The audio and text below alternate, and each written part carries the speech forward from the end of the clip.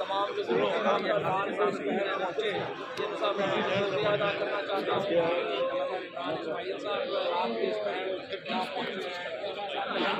तमाम सारे रियाज पटियाला साहब यहाँ पे हैं और अजहर सलीम साहब को हमने दफ्तर से बुलाया है, असमाना साहब, सारे हमारे लॉयर्स ILF के सारे यहाँ पे होंगे। तमाम जो हमारे दोस्त हैं यहाँ पे पहुँचे, हमारी लेडी लॉयर यहाँ पर पहुँचे, तमाम का मैं बड़ा शुक्रिया अदा करना चाहता हूँ।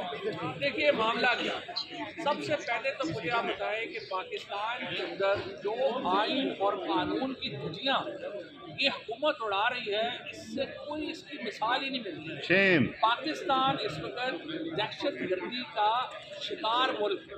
हमारे यहाँ दहशतगर्दी एक बहुत सीरियस मसला है और दहशतगर्दी से निपटने के लिए दहशतगर्दी का कानून बनाया गया। अब आप देखें कि दहशतगर्दी के कानून को कैसे इस्तेमाल किया जा रहा है।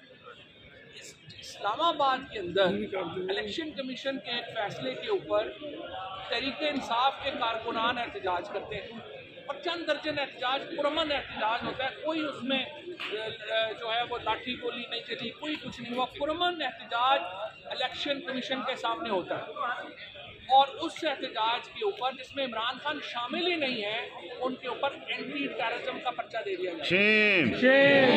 अब आप देखिए कि एक तरफ इतना सीरियस कानून है जो ये सीरियस मामला से डील करने के लिए बना है, उसके ऊपर आप इस तरह के इंतहाई झूठे और जो आप मैं समझता हूँ कि मजाक उड़ाने की बात है वो आप पर्चे दे देते हैं। उसके बाद इमरान खान के ऊपर कातलाना हमला होता है और वो जख्मी हो जाते हैं। अब वो अल्हम्दुलिल्लाह बिल्कुल सही है, उनकी जो हड्डी है वो बिल्कुल सही है, हर चीज़ जो है वो बिल्कुल इंशाल्लाह सड़क के ऊपर आवाम को लीड करने के लिए आएंगे। सिर्फ आखिरी 2 हफ्ते हैं, 2 हफ्ते या 3 हफ्ते हैं।